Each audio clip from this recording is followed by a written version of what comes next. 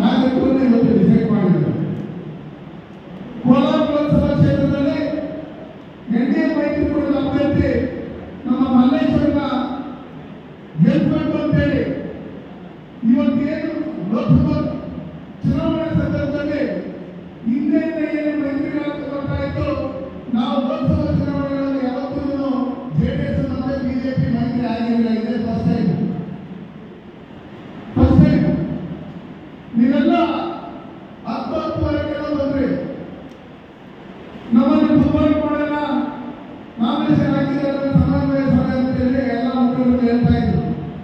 ಆಗ ನಿನ್ನೆ ಇಲ್ಲ, ಎಲ್ಲ ತಾಲೂಕುಗಳಲ್ಲಿ ಸಮನ್ವಯ ಸಭೆ ಆಗಬೇಕು, ಅದಕ್ಕೋಸ್ಕರ ಪೂರ್ವವಾಗಿ ನಾಳೆ ನೀವು ಸಮನ್ವಯ ಸಭೆ ಕರೀಬೇಕು, ಎಲ್ಲ 8 ತಾಲೂಕುಗಳ ಮುಖಂಡರು ಬರಬೇಕು ಅಂತೇಳಿ ನಾವು ನಮ್ಮ ಮುಖಂಡರುಗಳೆಲ್ಲ ಡಿಸೈಡ್ ಮಾಡಿ ತುರ್ತಾಗಿ ನಿಮ್ಮನ್ನ ಕರೆದಾಗ ನೀವು ಸಹಸ್ರಾರು ಸಂಖ್ಯೆಯಲ್ಲಿ ಒಬ್ಬೊಬ್ಬರು 1,000 ವೋಟ್ ಹಾಕ್ಸಂತ 500 ವೋಟ್ ಹಾಕ್ಸಂತ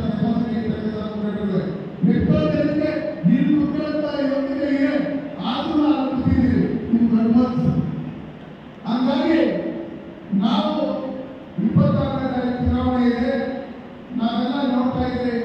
ಸುಮಾರು ಜನ ಮುಖಂಡರು ನಮ್ಮನ್ನು ಬೇರೆ ಬೇರೆ ಡಿಸ್ಟ್ರಿಕ್ಟ್ ಬರಬೇಕು ಅಂತೇಳಿ ಸಂತಮಣ್ಣವ್ರು ಇರ್ಬೋದು, MS ಇರ್ಬೋದು, ಎಲ್ಲರೂ ಕರೀತಾ ಇದ್ದಾರೆ. ಮೊದಲು ಪ್ರಕಾಶ್ ಹೇಳಿದೆ ನಾನು, ನೀವು ಎಲ್ಲಿ ಹೋಗೋದಲ್ಲ, ನಾವು ಹೋಗೋಲ್ಲ, ನೀವು ಇಲ್ಲಿ ಹೇಳ್ಬೇಕು. ಮನೆಗೆ ಹೋಗುವಾಗ ಬೆಳಗಾವಿಗೆ 2,10,000 ವೋಟ್ ಕೊಟ್ಟಿದ್ರು. ಅದಕ್ಕಿಂತ ಹೆಚ್ಚಿನ ಮತಗಳ ಅಂತರದಿಂದ ಗೆಲ್ಸ್ಕೊಳ್ಳೋವರೆಗೂ ಕೋಲಾರ ಲೋಕಸಭಾ ಕ್ಷೇತ್ರ ಬಿಟ್ಟು ಎಲ್ಲೂ ಹೋಗ್ಬಾರ್ದು. ನಮ್ಮ ತಾಕತ್ತು ಎಲ್ಲೆಲ್ಲಿದೆಯೋ, ಯಾವ್ಯಾವ ತಾಲೂಕಿನಲ್ಲಿದೆ ಎಲ್ಲ ಕಡೆ ಒಳಗೆ ನಾವು ವೋಟ್ ಹಾಕಿ ಗೆಲ್ಸ್ಕೊಳ್ಳೋದ್ರ ಮುಖಾಂತರ ನಾವು ಈ ಕಾಂಗ್ರೆಸ್ ಅಂತ ಹೇಳಬೇಕು. ದೇವೇಗೌಡರು 91 ವರ್ಷ ಮನೆ ಭಾಷೆ ನಾವು ನೋಡ್ತಾ ಇದ್ದೀವಿ. ಸಿದ್ದರಾಮಯ್ಯರು ಎಲ್ಲಿದೆ ಜೆಡಿಎಸ್ ಅಂತ ಹೇಳ್ಬಿಟ್ಟಿದ್ರು. ಅದಕ್ಕೆ ನಾನು ಸಿದ್ದರಾಮಯ್ಯ ಹೇಳ್ತೀನಿ, ಇವತ್ತು ಎಷ್ಟೋ ಜನ ನಿಮ್ಮ ಪಾರ್ಟಿಯಲ್ಲಿ ಮಂತ್ರಿಗಳಾಗಿರ್ತಕ್ಕಂಥದ್ದು, ನಮ್ಮ ಭಾರತೀಯ ಜನತಾ ಪಾರ್ಟಿಯಲ್ಲಿ ಮಂತ್ರಿಗಳಾಗಿರ್ತವರೆಲ್ಲ ನೀವೆಲ್ಲ ಎಲ್ಲಾದ್ರೂ ಉತ್ಪಾದನೆ ಬಂದಿದ್ದೀರಂದ್ರೆ ಅದು ಜಾತ್ಯತೀತ ಜನತಾದಳದಲ್ಲಿ ಉತ್ಪಾದನೆ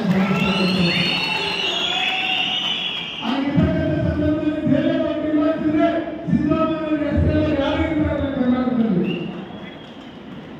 ದೇವೇಗೌಡರ ಕುಲಜನ್ಮ ಕೊಟ್ಟಿದ್ದು ಈ ಕೋಲಾರ ಲೋಕಸಭಾ ಕ್ಷೇತ್ರದಿಂದ ಮೊದಲು ಪ್ರಕಾಶ ಜನರು ಮಾಡಿ ಮಾಡಿ ಮಾಡಿ ಮಾಡಿ ಕಾರಣ ಚಾಮರಾಜಪುರ ಕ್ಷೇತ್ರದಲ್ಲಿ ಆಗಿ ಹೆಸರಾಗಿ ಅಲ್ಲಿ ಅವರು ಗೆದ್ದಿದ್ದು ಬರೀ 255 ವೋಟಲ್ಲಿ ಬೈಗಣೇಶ್ವರಲ್ಲಿ ಎಷ್ಟು ಬರೀ 255 ವೋಟಲ್ಲಿ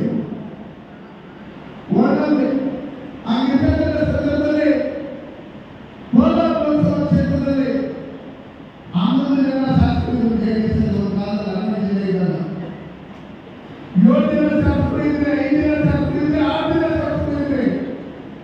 ಇದೆಲ್ಲ ನಾವೆಲ್ಲ ಬಂದಿರ್ತಕ್ಕಂಥ ಮುಖಂಡರನ್ನೆಲ್ಲ ನೋಡಿದ್ರೆ ನಾವು ಗೆದ್ದೋಗಿದ್ರೆ ನನ್ನ ಕೆಲಸದಲ್ಲಿ ಏನು ಮಲಗೋದು ಇನ್ನೊಂದು ಬಹಳ ಮಾಡಬೇಡಿ. ದಯವಿಟ್ಟು ನಾವು ಎಷ್ಟೇ ಕೊಟ್ಟರು ಜಾಸ್ತಿ ಮನೆಗಳನ್ನು ಅದು ಬೇಕು.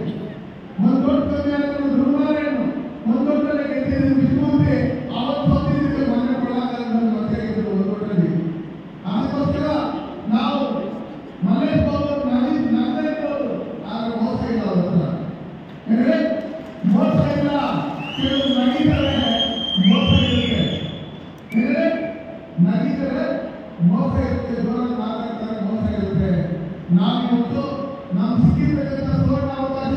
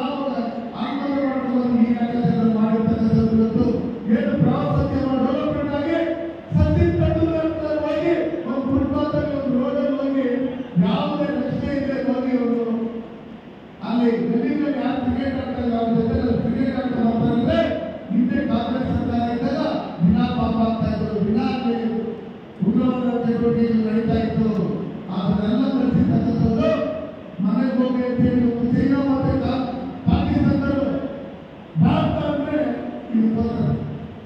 ಆ ಮಟ್ಟದಲ್ಲಿ ನೆಟ್ವರ್ಕ್ ಮಾಡಿಸಿದಾಗ ನರೇಂದ್ರ ಮೋದಿ ಅವರು. ಅದಕ್ಕೋಸ್ಕರ ನೀವೆಲ್ಲ ಓಟ್ ಹಾಕ್ತೀರಿ ಅಂದರೆ ಲಾಕ್ಡೌನ್ ಸತತವಾಗಿ 84 ವರ್ಷಗಳಿಂದ ಒಂದೇ ಒಂದು ಭಾರತದ ಜನ ಆತಂಕದಲ್ಲಿ ಗೋಲಿಬಾರ್ ಆಗಿತ್ತು, ಲಾಠಿ ಚಾರ್ಜ್ ಆಗಿತ್ತು, ಎಷ್ಟೋ ಜನ ಸತ್ತಿದ್ರು. ಆದರೆ ಸನ್ಮಾನ್ಯ ನರೇಂದ್ರ ಮೋದಿ ಅವರ ನಾಯಕತ್ವದಲ್ಲಿ ಕರ್ನಾಟಕದಲ್ಲಿ ನಮ್ಮ ಭಾರತೀಯ ಜನತಾ ಪಾರ್ಟಿ ಸರ್ಕಾರ ಇದ್ದಿದ್ದರೆ ಲಾಕ್ಡೌನ್ ನಾವು ಭಾರತದ ಜನ ಆತಂಕ ಸಾಧ್ಯವಾಗಿದ್ದರು. ಅದಕ್ಕೋಸ್ಕರ ಇವತ್ತು ಇಲ್ಲಿ ಜಿಲ್ಲಾ ಚುನಾವಣಾ ಕಾರ್ಯಕ್ರಮದಲ್ಲಿ ಆದರೆ ಬಂದಿದ್ದಾದ್ರೆ ಒಂದು ಕಮ್ಯುನಿಟಿ ಡೆವಲಪ್ ಮಾಡುವಂತ ಕೆಲಸಗಳನ್ನ ಮಾಡ್ತಾರೆ. ನಾವೇನು ಮುಸ್ಲಿಮರು ಬಿಡೋದಿಲ್ಲ, ನಾವೆಲ್ಲ ಅಂಥವರು ಕೂಡ ಹುಟ್ಟಿಲ್ಲ, ಒಂದು ತಾಯಿ ಮಕ್ಕಳ ತರ ನಾವೆಲ್ಲ ಇದ್ದೇವೆ. ಇವತ್ತು ಅಲ್ಲಿ ಸಿದ್ದರಾಮಯ್ಯ ಅವರನ್ನು ಪ್ರಾರಂಭ ಆಗೊಂದು ಟಿಪ್ಪು ಸುಲ್ತಾನ್ ಕೊಟ್ಟ ಹಾಕಬೇಕಂದ್ರೆ ಯಾವುದೇ ರೀತಿಯ ಪರ್ಮಿಷನ್ ಬೇಕಾಗಿಲ್ಲ. ನಾಲ್ಕರಲ್ಲಿ 400 ಕೆಜಿ ಇರ್ತಕ್ಕಂಥ ಹಲವಾರು ಹಾಕಬೇಕಂದ್ರೆ ಪರ್ಮಿಷನ್ ಬೇಕಾಗಿಲ್ಲ. ಆದರೆ ನಾವು ಶ್ರೀರಾಮಚಂದ್ರನ ಪ್ರಾಣ ಪ್ರತಿಷ್ಠಾಪನೆ ಮಾಡುವಂತ ಸಂದರ್ಭದಲ್ಲಿ ಒಂದು ರಾಮನ ಹಿಂದುತ್ವದ ಒಂದು ಪ್ರಾರ್ಥನೆಗಳನ್ನು ಇವರು ಪರ್ಮಿಷನ್ ಬೇಕಾದದ್ದು. ಆ ಮಟ್ಟದಲ್ಲಿ ಈ ಕಾಂಗ್ರೆಸ್ ಪಟ್ಟ ಕಾಂಗ್ರೆಸ್ ರೈತರ ವಿರೋಧಿ, ದಲಿತರ ವಿರೋಧಿ, ಮಹಿಳೆಯರ ವಿರೋಧಿ, ಯುವಕರ ವಿರೋಧಿ ಆಗಿರ್ತಕ್ಕಂಥ ಸಂದರ್ಭದಲ್ಲಿ ಮತ್ತೆ ಅವ್ರು ಪರ್ಮನೆಂಟ್ ಆಗಿ ಮನೆ ಹೋಗಬೇಕು. ಕಾಂಗ್ರೆಸ್ ಮುಕ್ತ ಕರ್ನಾಟಕ ಆಗಬೇಕು. ಆ ನಿಟ್ಟಿನಲ್ಲಿ ನಾವೆಲ್ಲ ಇವತ್ತಿದ್ದೇನೆ ಎಲ್ಲರೂ ಸುಮಾರು ಮುಖಂಡರು ನಮ್ಮನ್ನೆಲ್ಲ ಮಾತಾಡಿದ್ರು. ನಾನು ಈಗ ಹೇಳಿದ್ದೆ ಇವತ್ತೇನು ತಾಲೂಕಿನಿಂದ ಬಂದಿದ್ದೀರಿ, ನೀವೆಲ್ಲ ಮುಖಂಡರು ಬಂದಿದ್ದೀರಿ. ನೆಕ್ಸ್ಟ್ ನಾವು ಮೀಟಿಂಗ್ಗಳನ್ನ ಮಾಡೋ ಪ್ರಯತ್ನ ನಾವು ಶುರು ಮಾಡ್ತಿದ್ದೇವೆ ಮೂಲೆ. ಆ ನಿಟ್ಟಿನಲ್ಲಿ ಇವತ್ತು ಜೆಡಿಎಸ್ ಮತ್ತೆ ಭಾರತೀಯ ಜನತಾ ಪಾರ್ಟಿಯ ಮುಖಂಡರು ಕಡಿಮೆ ಒಂದು 2-2.5 ಸಾವಿರ ಮುಖಂಡರು ಸೇರಬೇಕು. ಅಲ್ಲಿಂದ ನಾವು ಮೀಟಿಂಗ್ಗಳನ್ನ ಶುರು ಮಾಡಿ ಪ್ರತಿ ಗ್ರಾಮದಲ್ಲೂ ನಾವು ಹೋಗಿ ಕಾಂಗ್ರೆಸ್ ಪಾರ್ಟಿ ಇರ್ತಕ್ಕಂಥ ಅನೇಕರಿಗೆ ಅಲ್ಲಿ ನೋಡಿದ್ರು ಸಿದ್ದರಾಮಯ್ಯ ಇನ್ನೊಂದು ಜಗಳ ತೆಗೆದುಕೊಂಡು ನಾಲ್ಕು ಮೂರನೇ ಕೆಲಸ ಇಲ್ಲಿ ದಿನ ಜಗಳ ಆಡ್ತಾನೆ ಇದ್ರು. ನಾನು ಯಾವ್ದು ಬೇಕು ನನಗೆ ಇವ್ರು ಬೇಕು ಅಂತ ಹೇಳ್ಬೇಕಾಗ್ತದೆ. ಆದ್ರೆ ಬಂದಿದ್ದಾರೋ ಮೂರನೇವರು ಇಬ್ಬರು ಕೆಲಸ ಮಾಡೋಕ್ಕೆ ಇಂಟ್ರೆಸ್ಟ್ ಇಲ್ಲ. ನಾವೆಲ್ಲರೂ ಬಂದಿಲ್ಲ, ಅವರೆಲ್ಲರೂ ಬಂದಿಲ್ಲ ಅಂತ ಹೇಳಿ ಮನೆ ಹೊತ್ತು 3 ಬಾಗ್ಲಾಗಿದೆ. ಆಗಿರ್ತಕ್ಕಂಥ ಸಂದರ್ಭದಲ್ಲಿ ನಾವೆಲ್ಲ ಒಗ್ಗಟ್ಟಾಗಿ ಕೆಲಸ ಮಾಡಿ ನೀವು 24/7 ನೀವೆಲ್ಲ ಕಡೆ ನಾವೆಲ್ಲ ಒಂದು ಒಗ್ಗಟ್ಟಾಗಿ ನಮ್ಮೆಲ್ಲರಿರ್ಬೋದು, ವಿಚಾರಗಳಿರ್ಬೋದು, ರವೀಂದ್ರಗಳಿರ್ಬೋದು, ಮಂತ್ರಪ್ರಕಾಶ ನಿದ್ದೆ ಮಾಡಲ್ಲ ಇನ್ಮೇಲೆ ಮಂಜುನಾಥ್ ಇರ್ಬೋದು, ನಮ್ಮ ಎಮ್ಎಲ್ಸಿ ಗೋವಿಂದರಾಜ್ ನಮ್ಮ ಜಿಲ್ಲಾಧ್ಯಕ್ಷರಾದ ಡಾಕ್ಟರ್ ವೇಣುಗೋಪಾಲ್ ಅವರು ಮತ್ತೆ ನಮ್ಮ ಮ್ಯಾಕ್ಸಿಮಮ್ ರೆಡ್ಡಿ ಅವರು ಸೀನಿಯರ್ ರಾಜ್ಯಗಳ ಎಮ್ಎಲ್ಸಿ ನಾಟಕ ಸಮಾಜದ ಸಂಬಂಧಗಳು ನಮ್ಮ ಎಮ್ನಾಟ ಸಮಾಜಗಳು ರಾಜ್ಯದಲ್ಲಿ ಎಲ್ಲ ವ್ಯಕ್ತಿಗಳು ಎಲ್ಲ ಮುಖಂಡರು ನಾವು ಚುನಾವಣೆ 26ನೇ ತಾರೀಕು ಸಂಜೆ 6 ಗಂಟೆವರೆಗೂ ನಾವು ಸ್ವಲ್ಪ ಯಾವಾಗ ಕೆಲಸ ಮಾಡಬೇಕು. ಅದಕ್ಕೋಸ್ಕರ ನಾನು ಹೇಳ್ತಾ ಇದ್ದೇನೆ, ಕಳೆದವಾಗಲೇ CMR ಶ್ರೀನಾಥ್ ಗೆಲ್ತಾ ಇದ್ರು, ಮಂಜುನಾಥ್ ಅವರು ಗೆಲ್ತಾ ಇದ್ರು. ಸಣ್ಣ ಪುಟ್ಟ ನಾವೇ ಮಾಡಿದ್ರೆ ನಮ್ಮಿಂದಲೇ ಆಪತ್ತು ಗೆಲ್ಲಲು ಸಾಧ್ಯ ಆಯಿತು. CMR ಶ್ರೀನಾಥ್ ಅವರು ಕಾಸು ಕೊಟ್ಟಿಲ್ಲ ಅಂತಂದ್ರೆ ಅವ್ರ ಮನೆಯಲ್ಲಿ ಈಟೆ ಕಡೆಗೆ ಬರ್ತಾ ಇದ್ದಾರೆ. ನಾನು ಶ್ರೀನಾಥ್ ಅವರು ಕೇಳಿದೆ, ಏನಲ್ಲ ಎಲ್ಲ ಒಂದೇ ಕೆಲಸ ಮಾಡೋದು ಅತ್ಯಂತ ಒಟ್ಟಿ ಹೇಳಿದ್ರೆ ಅವರೆಲ್ಲ ನನಗೆ ಹಾಕಿ ಬಿಡೋಣ. ಕಾಸು ಶ್ರೀನಾಥ್ ಅವರದ್ದು ಒಟ್ಟು ಕಾಂಗ್ರೆಸ್ ಆತರ. ಅದಕ್ಕೋಸ್ಕರ ನಾವು 26ನೇ ತಾರೀಕು ನಡೆಯುವ ಚುನಾವಣೆ ಏನಿದೆ, ನಾವು ನಮ್ಮ ಹಳ್ಳಿಗಳಲ್ಲಿರ್ತಕ್ಕಂಥ ಊರುಗಳಲ್ಲಿ 100% ಓಟು ಮತ್ತೊಂದು ಒಳ್ಳೆ ಆಸೆ.